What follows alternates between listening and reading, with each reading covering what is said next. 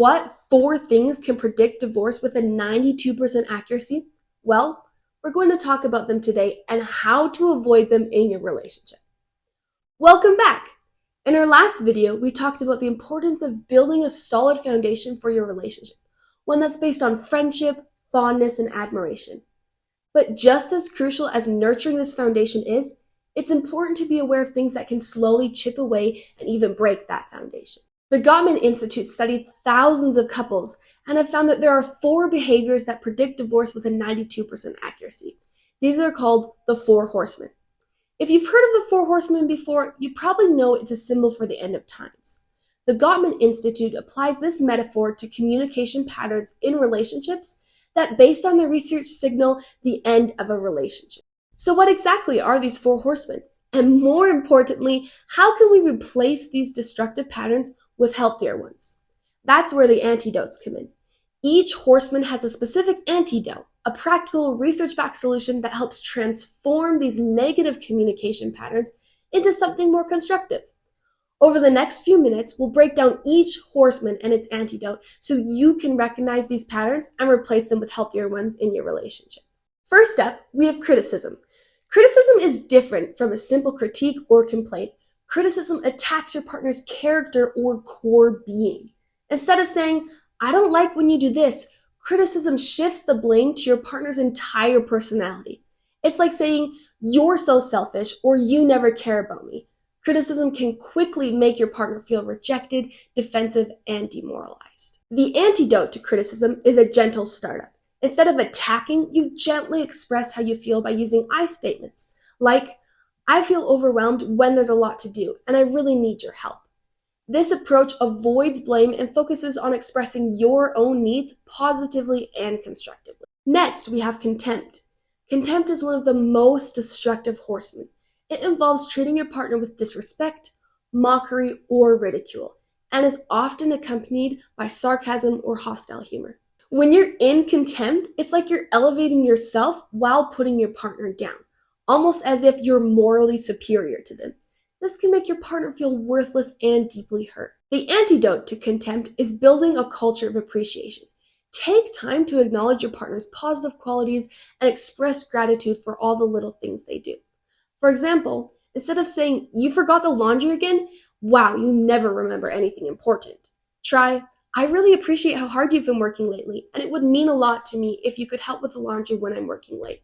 This response shows respect and appreciation, not contempt. The third horseman is defensiveness. This one happens when we feel unfairly accused or attacked, so we go into defense mode.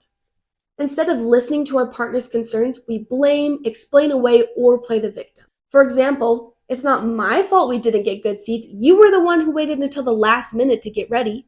This response often escalates conflict and keeps us from actually solving the problem. The antidote to defensiveness is taking responsibility. Even if you don't feel entirely at fault, owning up to your part in the situation can diffuse tension. A good example would be, "Yes, I like to be early to get the best seats, but I see now that I can be more flexible and not always expect to leave so early." Taking responsibility allows for open communication and shows that you are willing to improve. Finally, we have stonewalling. This is usually a response to contempt. Stonewalling happens when one partner completely withdraws from the conversation, either emotionally or physically, and shuts down.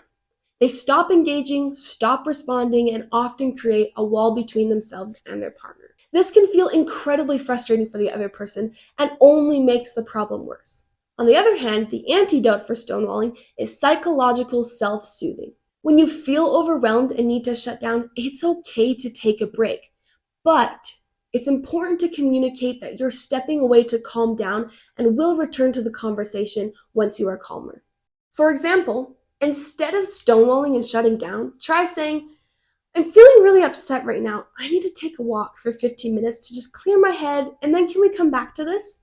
This helps you calm down and come back to the discussion with a clearer mind. So how do these antidotes work in real-life situations? Let's put them into practice. I'll give you 2 real-life scenarios, and your task is to identify which horseman is at play and then brainstorm how would you respond using the antidote. Are you ready? Okay, let's dive in. Example 1. Your partner says, Why didn't you clean up the kitchen? You always leave everything for me to do. Now think about it. What horseman is at play here, and how could you respond using the antidote? Pause the video and take a moment to think this through. Okay, here's the breakdown. The horseman at play is criticism. The statement attacks the person. You always leave everything for me to do, instead of focusing on the behavior. The antidote is a gentle startup. Instead of attacking, use an I statement to express how you feel and what you need. A response using the antidote could be, I'm feeling overwhelmed with the dishes. Could you help me clean up after dinner? This response takes away the attack on your partner's character and shifts it to an I statement that communicates your needs. Example 2. Your partner says, I can't believe you forgot to pick up the dry cleaning again. You never remember anything.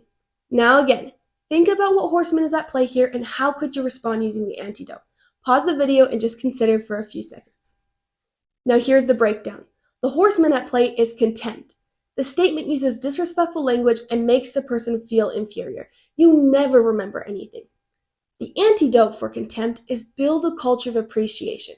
Remind yourself of your partner's positive qualities and express gratitude. An example with the antidote could be, I know you've been really busy lately and I appreciate everything you're doing. Would you be willing to pick up the dry cleaning tomorrow? I'd really appreciate it. This response addresses the problem but also shows appreciation for your partner. After practicing these examples, ask yourself and your partner these debrief questions to learn more about the horseman in your relationship. Which horseman is your weakness? Why do you use that horseman? What typically triggers it? What situations does it come up?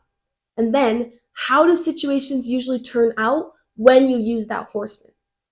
Now, thinking about the antidote, how can you apply that in these situations instead? By understanding these 4 horsemen and using their antidotes, you can build a strong, healthy relationship, one that does not get derailed by toxic communication patterns. Remember, relationships take effort, but by being intentional with how we communicate, we can ensure we keep our foundation strong and unshakable and avoid these destructive habits. If you found this video helpful, make sure to like, subscribe, and share with your friends. We'll see you next time.